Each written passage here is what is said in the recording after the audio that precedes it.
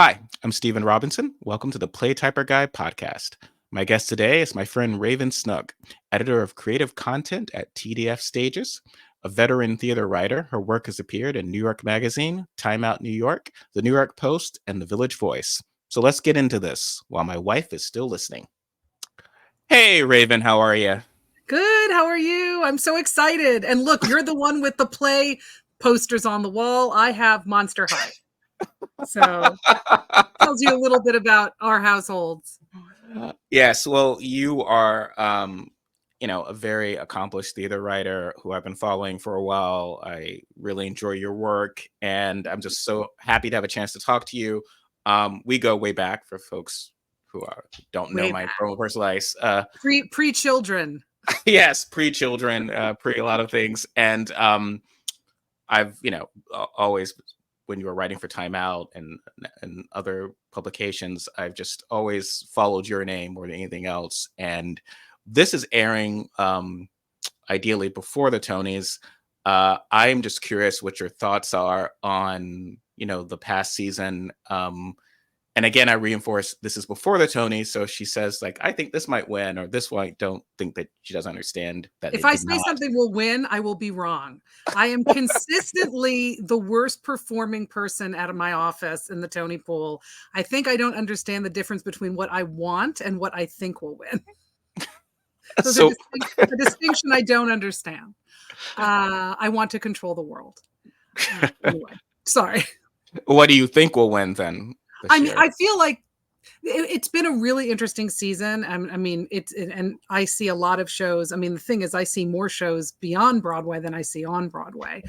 People who think Broadway may be the epicenter of the industry, but there are people who don't know the theater industry very well, who don't understand that there are only 41 Broadway theaters, and some of them contain musicals that will never die. So they aren't even all open in a season. And then off Broadway, you have nonprofit houses putting up. I mean, they used to put up 4 or 5 productions a season. Now it's about 2 or 3. But anyway, I'm getting off track here. The Broadway season specifically was interesting in that there were so many new musicals. There were 39 new productions in all. And I think there were like 21 new musicals. I'd have to check my stats, but there were a lot.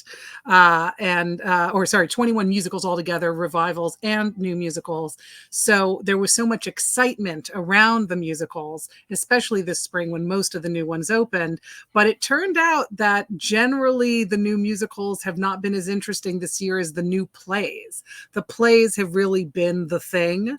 And I don't just mean in terms of reviews, but even in terms of selling out. I mean, Stereophonic, which is David Ajmi's Broadway debut. He's a playwright who's been working a lot off Broadway and regionally for years. We went to college together, although we didn't really know each other then. We know each other much more now socially through the Facebooks and such. That show, Stereophonic, transferred from Playwrights Horizons after some of the best reviews I'd seen in years for a show. It's a 3-hour, 15-minute play about a 70s band making their seminal album and fighting through it. Yes, shades of Fleetwood Mac's Rumors, which I knew nothing about until I saw this play, to be honest, but it's not a docudrama. I mean, he uses that as a jumping off point. I mean, that is a play that I think is a shoo-in to win the Tony Award. It has the most Tony nominations of any play ever, 13. 5 of its 7-member cast have been nominated, which has been really interesting because I feel like they're going to cancel each other out. And it just really, I'm begging the Tony Awards to institute a Best Ensemble Award, because every year we end up with shows where there's sort of roles of equal weight, and either everybody gets nominated or nobody gets nominated and nobody ends up winning. I mean, this would have been a shoo-in for a Best Ensemble Award. It won it with the Drama Desk Awards last night. It won the Best Ensemble Award. So that's been a huge hit and a sellout. Appropriate, which is sorry, am I just rambling on? Do you want to stop me? No. I'm very interested. Okay. I feel like I'm just going on, but that's another one, another play that has done very well. Sorry, I always Always get his name wrong. So it's written by a playwright I've interviewed and I love, Brandon Jacobs Jenkins. I can never get the names in the right order. And it was off Broadway about a decade ago. It got very mixed reviews, but then ended up winning the Obie and getting produced a lot regionally. In its Broadway debut, the reviews were not only incredible, but Jesse Green in the New York Times actually said that his poor review of the play 10 years before for New York Magazine, that he was wrong. That either he was wrong or that things have changed. I mean, this is a new production, new director, new actors, so it is different than it was 10 years ago, but it has not been extensively rewritten. And it's another one that's been like a sellout. It was produced on Broadway by Second Stage at their Broadway house, which is the Hayes, which is the smallest Broadway house. And it just, you couldn't get a ticket. I mean, tickets were like $700. And then it was such a big deal that it was transferred for a limited run commercially to a bigger theater. And even there, you still can't get a ticket. It's got Sarah Paulson. So, you know, she is a big star, and Corey Stahl. But I mean, they're really giving the performances of their stage performances of their lives. I think Paulson is probably a shoo-in to win the Tony for Best Actress in a Play, unless Jessica Lange sneaks up on her. And again, another play, Mother Play by Paula Vogel, who's a Pulitzer Prize winning playwright. Most people know her because of How I Learned to Drive, which was the Pulitzer Prize winner. But she's written many wonderful, great plays. Indecent. I'm going to get the name wrong. I think it's The Long Christmas Ride Home. And, you know, Mother Play is autobiographical and about her relationship and her late brother's relationship with their very dysfunctional mother, played by Jessica Lange. Again, sell out, can't get a ticket. Everybody wants to see it. I'm sort of depressed at how much I related to this horrible mother in some ways, but it's a testament to the writing that Vogel, you know, she is a terrible mother, but you kind of understand why and have sympathy for her. And there's a 12-minute sequence where Jessica Lange's alone on stage and doesn't say anything. And she's just like getting ready for dinner and making a TV dinner. And it's an absolutely captivating sequence. So, you know, again, something I'll never forget from this year of theater going. So yeah, plays have been the thing. And then the musicals have been, you know, I don't want to say that they've been disappointing, but aside from Merrily We Roll Along, which is, you know, the big success, another play you can't get into. It had been one of Stephen Sondheim's biggest flops in 1980, 81, I think 80, and actually ended his professional collaboration with Hal Prince. They were so angry at each other after the whole thing fell apart. And he, for decades, was tweaking it. And Maria Friedman's direction and interpretation of this show that goes backwards. It starts in like 1980 and goes backwards to when Sputnik goes by New York. And it's about it chronicles or dechronicles the relationship between three friends. And it can be a little hard to understand if you've never seen it. I always wonder how people who've never seen it and don't know the score come in and are able to follow. Not that it's complicated. It's just that it goes backwards. So you have to kind of remember things in a different way than you usually do.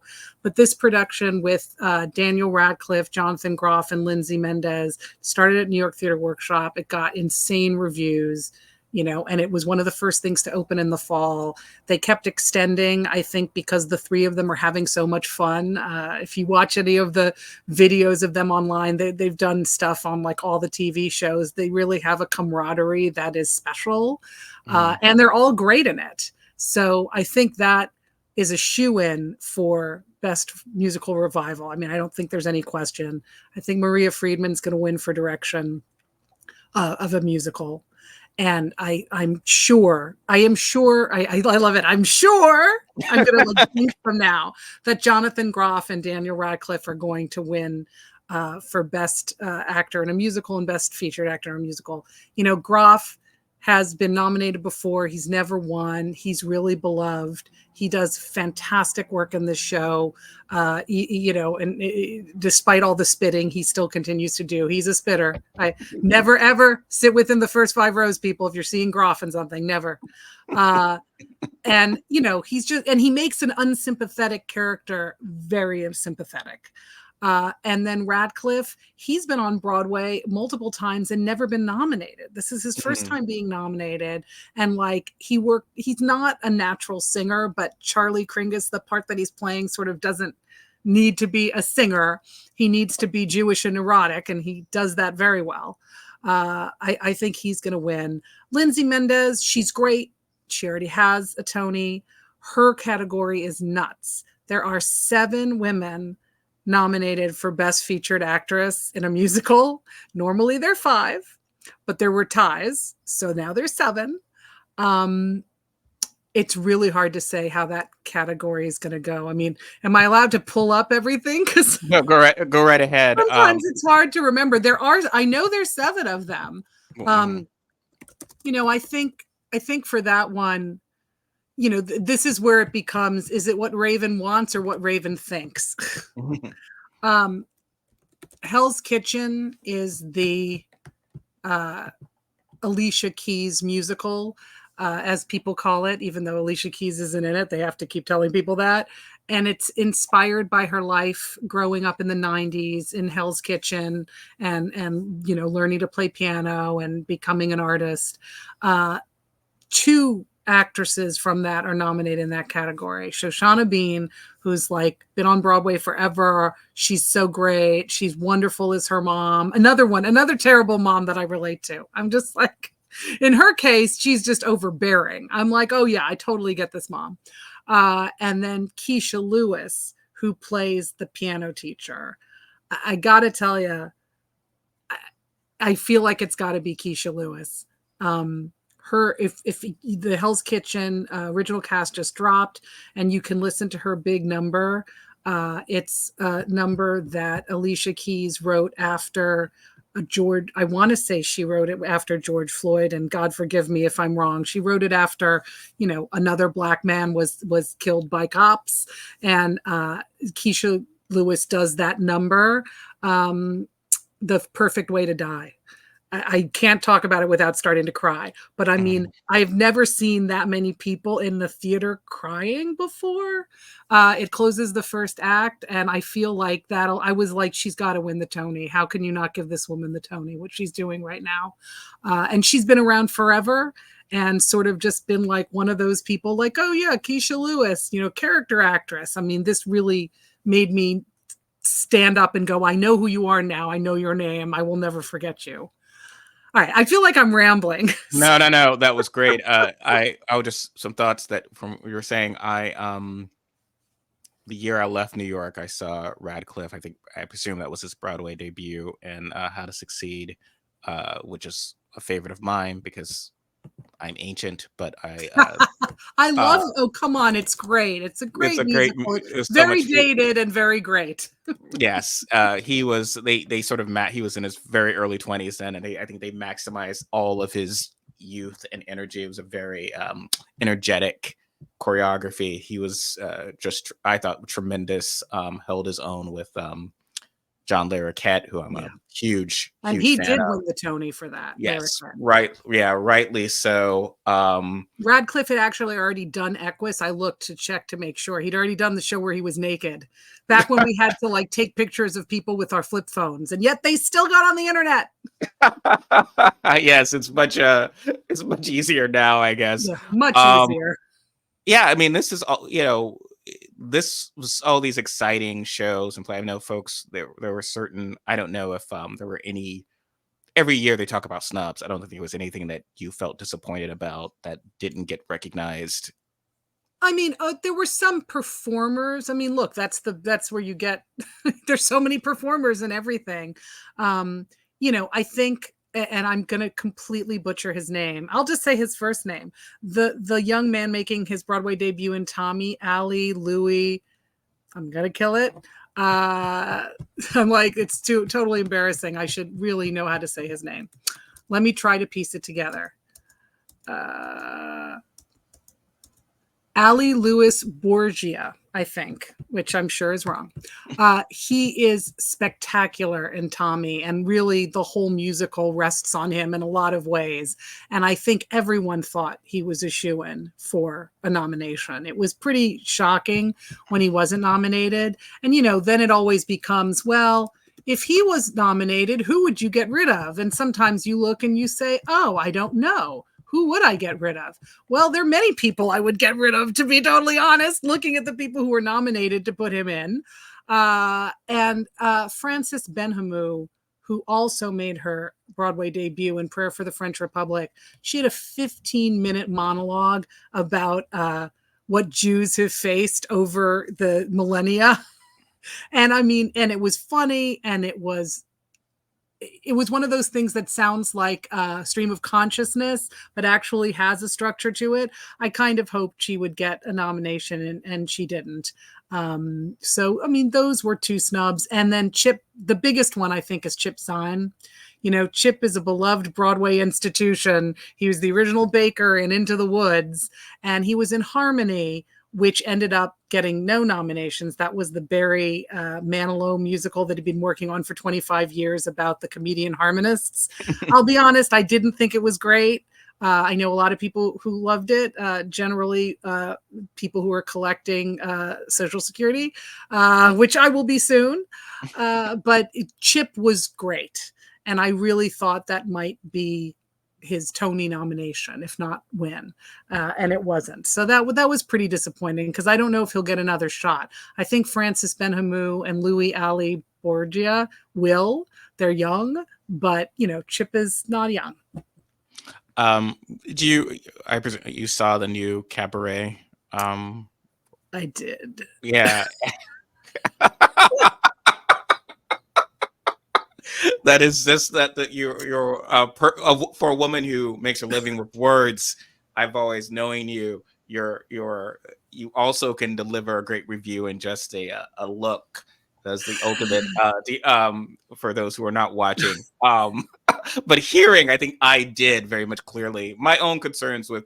I love the movie. Though it's interesting. I was watching a documentary about the movie recently, and so the extent to which the Minnelli movie was sort of groundbreaking at the time, and you sort of think of, oh, well, it's not just that it's a great story, it is a great story, whatever, but it's actually doing things that were sort of risky and dangerous. So when you kind of perhaps bring something back and it's not as risky and dangerous, I don't know. Do you feel? I don't know. When I saw stuff, I was not necessarily. And I love BB Newirth, and I was still kind of like, I don't know if she I is want phenomenal, and she got very rightly nominated for a Tony. She and Steven Skybeller be just absolutely the only things in the whole production that work. Literally the only things. I mean, first, let me say that the musical Cabaret is really, really different than the movie. Yeah. And granted, things from the movie have been integrated into Cabaret, the musical, over the years. Oh, yeah. My Hair was not in the original production, but it came from the movie, and now they do it in the show. And by the 90s production, they had started doing that, as I recall correctly, right? And also Cliff, you know, I am a mature lady, but not mature enough to have seen the original production in the 60s. But I don't believe they played with Cliff's sexuality the way they do now. I mean, now he's very obviously bi, although in this production, yeah. Again, I think in the movie, from the documentary I was watching, they sort of started from scratch and were really sort of trying to and with the Cliff character, I think Michael York as well wanted to do something different, and they were trying to explore that. It is very different. He's not even called Cliff, and it is different. He's Brian. It is different in so many ways that you're so right, because it's one of those things I've seen in Portland. There was a version they'd mounted Cabaret, and I remember friends were like, oh, we're going to go see this young lady, she's playing Sally and it's great, and you don't know how the heart to tell them, well, it's not going to be Liza Minnelli. Well, also it's not the same, like it's not, as I would dare say, it's almost a supporting role compared to what you think, it's Liza's movie and it's written as such. And here, if you do it sort of to the original, she's not as relevant in the story. And yes, I feel like the changes the movie made were better, even though it's not a traditional musical, like, and they were deliberately trying to not make it a traditional musical. I don't know. I was curious from you if it had any, given the situation in the world today, obviously rising fascism and anti-Semitism, it seems like something of like, oh, this would be of similar, like when they brought Chicago back, it was like at a time right after the O.J. Simpson trial, like, oh, well, this now is going to find its audience even more because it is so speaking, and I think continues to speak of sort of the relationship of fame and reality. And did you felt, did it I do mean, any of that? no. So here's the thing. I mean, look, Rebecca Frecknell, who is the director, who I've heard really spectacular things about. She's a British director. She did A Summer in Smoke in London. I didn't see, but I mean, no one does Summer in Smoke, and everybody loved it. I think I will say this. I hated it. I thought most people were terrible in it, but I think every single person was doing exactly what she wanted them to do. I don't think they were bad because they were miscast. I don't think they were bad because they're untalented. Every single actor on that stage I've seen do incredible work before. Eddie Redmayne, I saw him win his Tony for Red. Ado Blankson Wood is consistently wonderful in plays and musicals. And Gail Rankin, I know her more from TV, but she had done the last production of Cabaret. She played Fraulein Kost, and she was quite good as Fraulein Kost. I just think that the director's understanding of it is fundamentally wrong. I'm sure she would say I'm wrong, but there's a whole pre-show. So they've redone the theater. So you're walking around through this sort of immersive, decadent atmosphere as various performers, not people who are in the show, but people they've hired for the pre-show are performing. It felt like the worst bridge and tunnel, club I'd ever been to. I was just, it felt to me, I understand that the concept is, it's lulling you into being seduced by Weimar Berlin, but like it just seemed to be a money grab to me. And then the minute the show started, instead of it being, I mean, that's the thing, right? Cabaret is about how Weimar Berlin was outrageous and seductive. And, I guess for some people, for conservative people, morally terrifying. And that's how helped the Nazis rise, right? They weren't just scapegoating Jews. And to be fair, there were lots of people in the camps. There were Romani, there were blacks, there were, they scapegoated lots of people, not just my people. But it really, it's such a perfect time for Cabaret, because look at how the right is using, the Democrats are grooming children to be gay. Oh, the trans kids are trying to like get into your kid's bathroom to do things. Look how they're using social progress, right? Mm-hmm. And or evolution. I mean, I say to me, it's progress. How there changes in mores and in how we are socially. How they're using that against people to sort of gain power. So I mean, it's a perfect time for Cabaret. Oh yeah. But I think, and the Portland version I saw, and I'd written about this, what I really thought they did well was, there's the character who's obviously the Nazi, right? Who's working with Cliff, and people are kind of prepared for that. But then there's the sort of fun, sex worker who lives in the Fraulein Kost. And when she's revealed and her true colors are revealed, people are shocked because they like her. But she's also, you see, which is so true of, I would say, the MAGA movement, the working class and sort of the, upper class uniting in shared contempt for the other. And you see what they each get out of it, because she's kind of like, you've been, judging me, thinking I'm garbage, whatever. I'm going to show you. And it speaks to this, if you follow politics, speaks to a lot of what's happening in politics.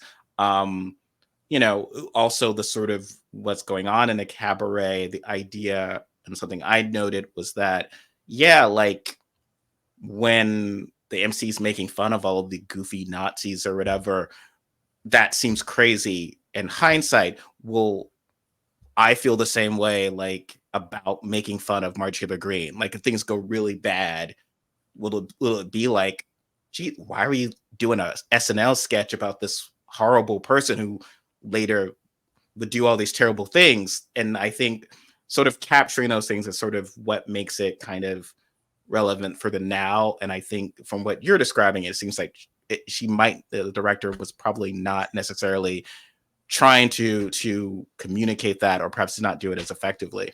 I mean, what people have said is that, like, this is a cabaret that wears its subtext, where the Nazi band should go, right? Like Yeah. from the minute that Eddie Redmayne comes out and he's the MC, there's nothing sexy, there's nothing fun, there's nothing seductive. It's just literally like he's like a Nazi from moment go. He's scary and off-putting and awful from moment go. And that makes no sense, because if we don't understand why people were sort of immersed in this world, and in a way, it almost is sort of judgy of the people who were part of Weimar Berlin, at least to me. Like, there was never that sense of going on a ride and a journey and then it turning and Yes. you realizing, oh my God, So, I mean, one of the things I loved about, and look, I saw the Alan Cumming production 4 times, and I have a recording of it on VHS from when he did it at Donmar Warehouse in London before it even came over, with Jane Horrocks, who was truly the best ever Sally I've never seen her in person. I just have the recording. But the thing with him is, at the beginning, he's seductive and fun. Then he starts to get scary and sort of Nazi-ish. And by the end, he's one of their victims. Like there's this whole sort of arc for a character who has no scenes, right? He has songs, he has performances, but he doesn't have any dialogue with anybody. So that's sort of it's really the only arc that I think makes sense for that character.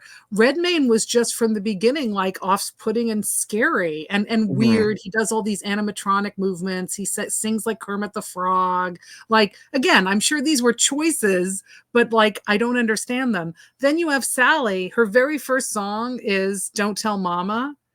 And she literally started the song. I can't believe I'm going to do this, but she started the song. She went, Mama! What? Thinks I'm on a tour of Europe. And I was like, that's not funny. And it's not seductive. And it's just off-putting. And if it's supposed to be like the subtext that Sally is like a mess and having a breakdown, and that's literally your introduction to her, it's not conducive to going on a journey. You're supposed to get to cabaret. You're not supposed to start at cabaret, right? Like she has to get to that song. It was really just, again, I think it was a fundamentally misguided production. But, BB Newworth and Steven Skybell are so moving as the older couple. They're fun. I mean, everything they did worked. And they were the only people on stage that I believed in as people.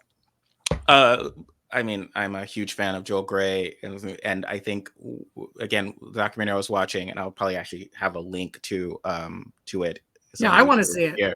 And what he talks about is how Joel Grey sort of plays it as kind of, he's sort of Germany in that period. So when he starts and he slowly starts to become more sinister as Germany's becoming more sinister. And again, it's an arc. And when he starts, so again, when you play the 2 different songs, it's very different. And to the point where with his If You Could See Her song, you're inclined to not think the worst, because you're coming along. Again, it's supposed to be that shock. So again, I think it's starting with people who and I had similar concerns about the Great Gatsby musical of like, sometimes I just sort of like, I don't think you understood the assignment. I don't think they read the book. Yeah, it is. The audience didn't. I mean, spoiler alert, when he got shot at the end, people were screaming. They were like, oh my God. I'm like, yes, it's a tragedy. I gotta tell you though, like, I had a really good time at the Great Gatsby. Like, I want to be very clear that I don't know if I think it's good, but I love Jeremy Jordan and Eva Noblezada, not just because I interviewed them for Time Out. I actually am a longtime fan, especially of his. And like, they were just, I don't know, man. They look great in the costumes, and they sang at the very top of their ranges, the Frank Wildhorn type songs, and like once I just was like, oh, this is just a campy thing. I kind of had a good time. Yeah, and I can see that. I feel like with every version, they feel compelled to want to recreate those parties and recreate, and sort of in a certain ways, the point is that you know, and they're murderers. So Yeah, there's you that. need to sort of, I don't, I think, if you kind of treat Myrtle Wilson as Norma Cassidy of your production, I don't know if that gives a sense of this woman was sort of, mowed down, and neither of those two people cared. So it's hard for me to care what happens to them in that context. But it's interesting. I mean, I'm glad. I'm a big fan of Jeremy Jordan as well, and I'm glad that He is you. the goofiest Gatsby. Like, it's so weird. Like, I also don't know if he read the book, because he's doing things like he's all flustered and flummoxed. Like, I mean, look, he's really a nerd, right? Like, when he did Seymour and Little Shop of Horrors, he's like, this is me. And I'm like, yeah, you're a nerd. So, like, it was weird to see a great Gatsby who was sort of constantly like befuddled, and there's a scene where he's like jumping over a fence because he's like so manic. I'm like, I don't know if this is Mhm. Gatsby, but I like it. Yeah, it's like he was sort of, you would think, would have been a Nick, though. I have my own theories about. I always, well, I mean, Sam Waterston's a very handsome Nick. I feel like he is Nick himself is not. He is a writer at heart. He's a story, but he's probably looks not that dissimilar from Tom Buchanan. He's probably equally a frat boy. He's of that world. That's why Jordan finds him attractive. So you try to have to find the right balance. I think Watterson gets that because he's someone you could see as part of the prep growth, but he's also deeper. But yes, it was I don't in a show about class, inherently about class and dealing with a white supremacist. Tom Buchanan, a black Nick, is weird as well. But again, it winds up not really being about anything. So, but enough of my Well, how are reviews you and going to stuff. feel about the one that they're doing at ART, the one with the Florence and the Machine woman with the songs? Because the Gatsby there is biracial, Mhm. although he reads very. I think some people don't know he's biracial, so I'm kind of wondering. I did read a spoiler that they do something about Gatsby's Native American background. Yeah, spoiler, people. Someone Mhm. put that like on Twitter, and I was like, oh, that's interesting. So they're clearly going in another direction with that one. Yeah, I mean, it's interesting. It's in a public domain, and I was curious. This would be a story that you would think it'd be interesting to see from different, like, sort of to why Sargasso see it up and whatever, and like There was how an you immersive know. one they did in London that was a big hit, and they brought it to New York, and it was not a big hit. But I saw it and I enjoyed it, and you kind of had to know the narrative because you went into different rooms and you didn't actually see the story half the time. But the rooms were so beautifully realized that I had a good time. Oh, that's awesome. Yeah, it was fun. So it's also great to hear you talk about theater. You're excited about this great work that's out there. You know, going back to 2020, this was a tough time. Um, I mean, theater lovers, but just if I may say so, yourself personally, as someone who makes a living in theater. And my It husband did too. In 1 week, he lost his job of 21 years, and I was at 50% pay. But there are um, people who are at 0% pay. So I know I was very lucky that I retained my job through the pandemic, and eventually got back to 100% pay. but at the time, if I may ask, like, and this is something when I've been interviewing some other folks in the theater world about this, there's a tendency to look back and think of it as like, oh, it's this 2 year or 1 year period, but we didn't really know. There was the uncertainty. Like, what were your thoughts? Like, do you think that you'd be where you are now, or what were you thinking? I mean, I admit I went in when they first said, oh, everything's just going to shut down for 2 weeks. I was like, oh, okay. And then I talked to a friend of mine who, like, I mean, it's a long story who he is, but whatever. He knows a lot about history, and Mhm. he just, I mean, he's very matter of fact. And he told me, he was like, oh, they're saying that so people don't panic, but generally it's about a 2-year arc when there's a pandemic, and we're not really going to know because there's global travel now. And I was just like, wait, what? So I kind of had, but I had this, like, I went through the 6 stages of grief, right? Kind of Mhm. earlier than a lot of people, because a lot of people I know were still like, oh, it's only gonna be 2 weeks, it's only gonna be a month. And I was like, no, it's going to be 2 years. My friend told me, and everything he says is logical, and I believe him. So like, I didn't have the slow realization that it was going to keep continuing. I kind of was like, this is going to be a long time, but I didn't know how long. Like he said 2 years, I was like, I have no idea if he's right. I just know it's not going to be 2 weeks. I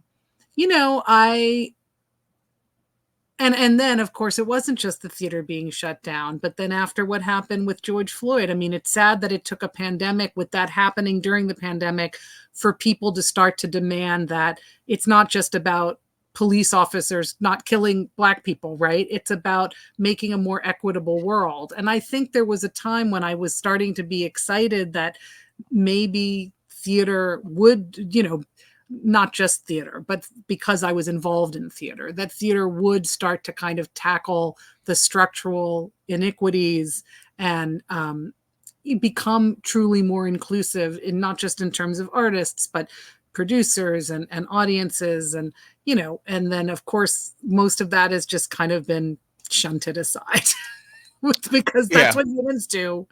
And it's sad. So like, I guess that I had hopes that once things reopened, that things would get better.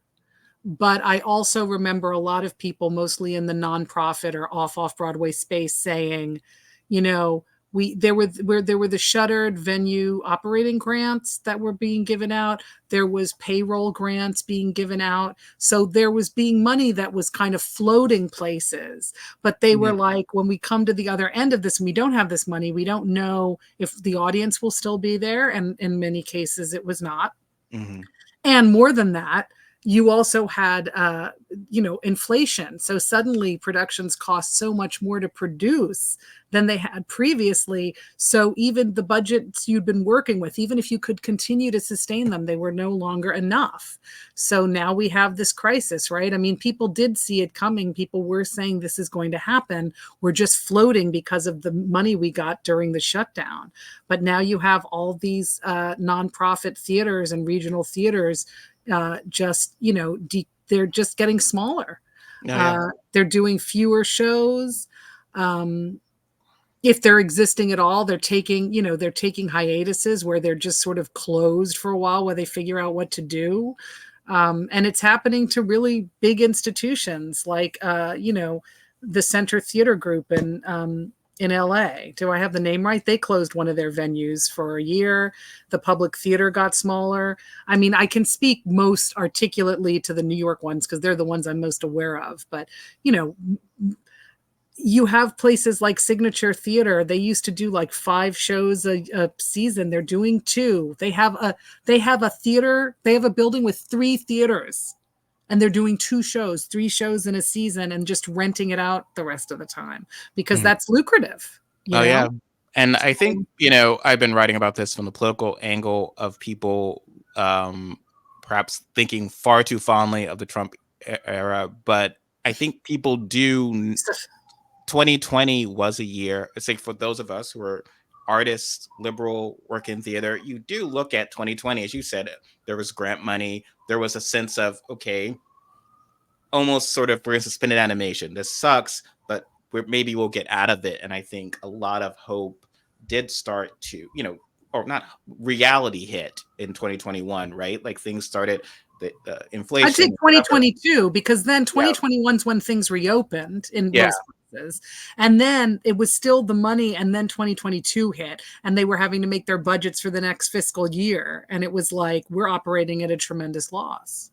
That's a very good point, because I think that's when I noticed some places starting to close. A theater I long worked with, it was 2023, similar issue, putting up the budget just didn't track.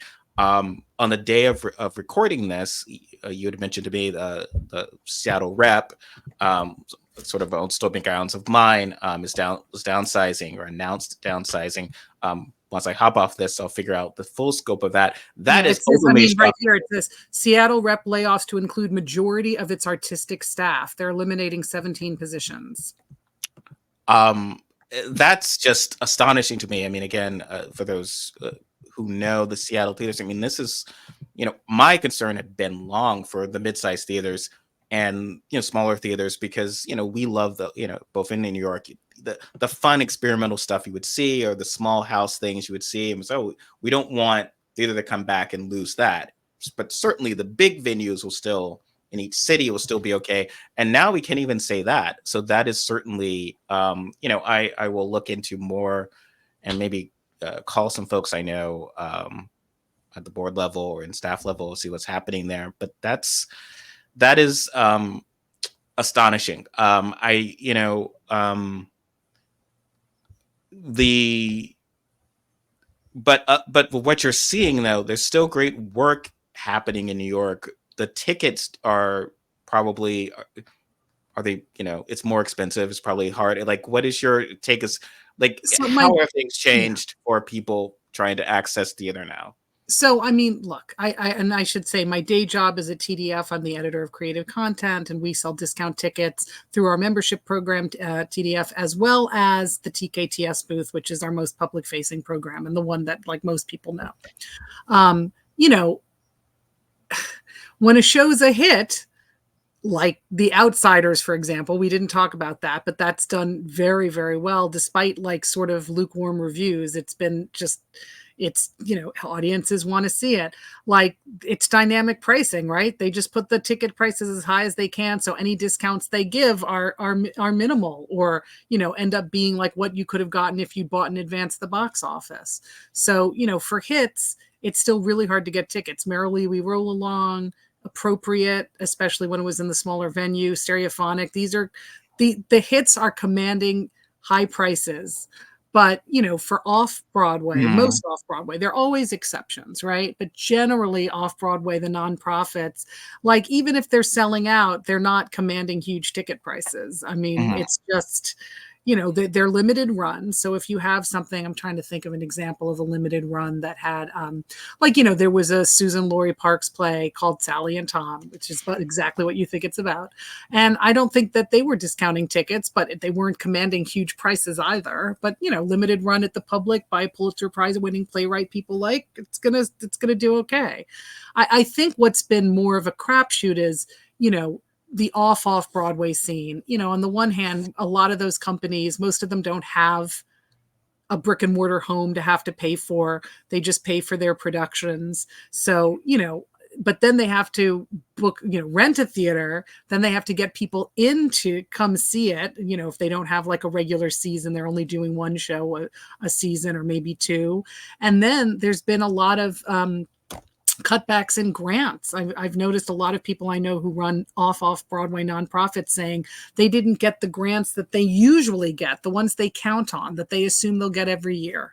So, I mean, it is a crisis. And I think, I think two things. I mean, the nonprofits that have subscription seasons know that subscriptions just don't really do it anymore. So that's got to shift. And then they also have to realize that the grant money is not a given, and that, people are giving grant money. I think when you have people with deep pockets, donations are going to things like, homelessness, the migrant crisis, places where people want to make a social impact. So theater kind of has to rethink. I mean, it's easy to say, right? But it needs to rethink its financial model. Oh, yeah. I mean, the one thing that was really exciting off-Broadway, and there was an article in the Times about it, was that commercial off-Broadway barely exists anymore because it costs so much to mount a show off-Broadway, and the ticket prices are so much lower, it's hard to make your money back. But there were some really, really successful off-Broadway commercial shows. Two of them, job, or it could be Job, we're not sure how to say it, I think it's job, is transferring to Broadway. It started out at Soho Playhouse, which is like a tiny little tiny little theater downtown. It started as part of like a reading series they did. Then they put it on. It's a 2-person play. It's got Peter Friedman and Sidney Lemon. And then it was such a hit, and it was just, the people I know who found out about it, who were not theater people, saw that people were talking about it on TikTok. I mean, that was really kind of amazing. I mean, the writer's under 30, and somehow he got people talking on TikTok, and then all these people under 30 wanted to see this play. Mm-hmm. Then it transferred to another off-Broadway space, and now it's coming to Broadway for a limited run. And Oh Mary is it's different but similar. Oh Mary is Cola Squola's play. It's a comedy, a very, very sort of queer and in some ways old school comedy about outrageous comedy about the weeks leading up to Abraham Lincoln's assassination, focusing on his very unhinged cabaret loving wife, played by Cola Squola gorgeously. Mm-hmm. It's one of the funniest things I've ever seen. They booked the Lucille Lortel downtown, which is, a nice size off-Broadway theater. You could not get a ticket. I mean, like every queer person in New York went to see that show. Now it's transferring to Broadway. It'll be interesting to see if it's still as much of a success. But Cola Squola, people know them. They are big from their YouTube, and they've been in a lot of series. It's truly unhinged and wonderful. So it was cool to see these two commercial off-Broadway ventures, become so successful. So like there's still ways to do it, but I think it's a combination of not depending just solely on grants or subscriptions, and also, getting that word of mouth to people who maybe aren't theater goers. I mean, that's the thing, right? There aren't enough theater goers to sustain all of these shows. And when you're talking about the hit shows, what is the average price of some of them? I mean, I guess you said it's dynamic, but just that that's the thing. Oh, I mean, Merrily We Roll Along was going for over $700 sometimes, and then The Music Man, that's a few seasons ago with Hugh Jackman and Sutton Foster, same thing. So like it can go up to that. And so let's say you didn't work in theater, your husband didn't work, and you had the same income, like what shows could you see? Not many. Yeah. And I know people compare this to sporting events, because people still go to sporting events and they cost a lot. But to me, it was always kind of, and my concern was sort of, well, there's people watch it on TV, right? And it's still a sport. You're still watching a football game. You're growing up in a sense of this is football. And then, you say, oh, and I would love to eventually see it, and I'll pay for it. But I know what that experience is. And it's sort of just amps up. It's a very different live experience, but you feel like, oh, it's been part of my cultural life. I don't know if TV, watching a Netflix show, is necessarily the same cultural life as theater enough to be like, I definitely need to spend $1,600 for my wife and I, we travel, and that's a lot of money to go see something, especially if you are, middle class or working class person. And that's the struggle, right? Like, how do we get more people? And also people aren't able to just tune in and watch theater on TV. Exactly. I mean, there's that too. There was, I think, coming out of the pandemic, there was hope that streaming would sort of take more hold. And some of the nonprofit theaters that have Broadway houses have done some live streaming, usually of their last few performances of a production. Manhattan Theater Club streamed Jaja's African Hair Braiding, which was really great and wonderful, and it's nominated for a Tony. And then Second Stage did some streaming of shows of theirs. But, that's the thing, right? It's not ingrained in the culture the way sports are. And there is a geographic, look, theaters all over the country, right? But Broadway theaters only on Broadway. I mean, they're Broadway tours. Okay, but the thing is, there are people who are not going to be near theater, but who can probably be near enough to see a football game. Yeah. So it's a little hard. Like, how do you convince people that it is such a magical experience? I mean, I think there are people who think it's a chore, and maybe they've never even been, Well, they're afraid of their phone going off or stuff like that. And I'm all for rules, but right. I mean, but I think there's a sense of the barrier, like, oh, will this be a fun experience as opposed to the family experience of going to see Yeah. a football game. I do get, I've seen people say like, oh, well, young people or people of color or, these groups that we're like, how do we get more of them to the theater? They'll be like, oh, well, they just don't, they don't spend money on stuff. And I'm like, they spend plenty of money on stuff. They just don't spend money on theater. So don't make it an issue of like, yeah, the fact that theater is so expensive is certainly a concern. I'm not saying that shouldn't be a concern, but the idea that the groups that a more diverse audience can't be cultivated because they don't have the money, that's just not true. No, and this is one of the challenges of diversity and inclusion efforts I found, because again, a lot of that was targeted specifically towards theater, after George Floyd, and there was the sense of, okay, how can we respond to this while still keeping everything the same? So certain things would be like, well, how can you make, I think there was an article in the Times about this, I don't know if you've seen it, but like, questions of like, well, how can we make the theater experience more inclusive to people of color or to young people, not making assumptions about certain groups, but again, also not assuming that something that had often been designed for a specific demographic, that experience, that style of experience was the only way to do it.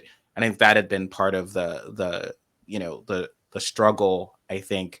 I'd worked at some theaters that had tried to do the streaming definitely during the pandemic, and then the first season after, for accessibility issues, because there are still people who had concerns about gathering. I still think it's important from accessibility.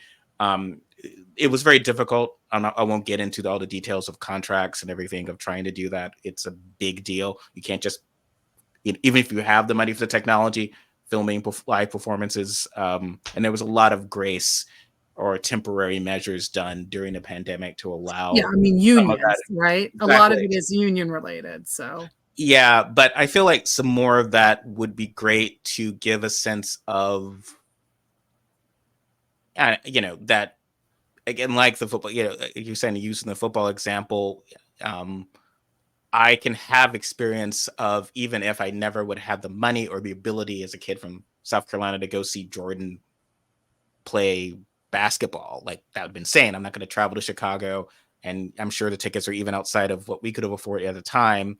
But you could still watch, right? You could still have that experience of, oh, I saw Jordan, even if I didn't literally see him live. And, there's a sense of, yeah, like a lot of these great shows, it would be great if, young versions of us who happen to be in the middle of parts of the country that will never going to get to New York, or certainly can't afford to see merely we go along, can roll along, can actually watch it, can see it at home or stream it, and that's, I think that could help, but that's an investment for another 20 years, right? Yes. And I mean, look, and there's a difference between seeing like, professional stage captures like Hamilton. They did Come From Away. They did Diana for whatever reason.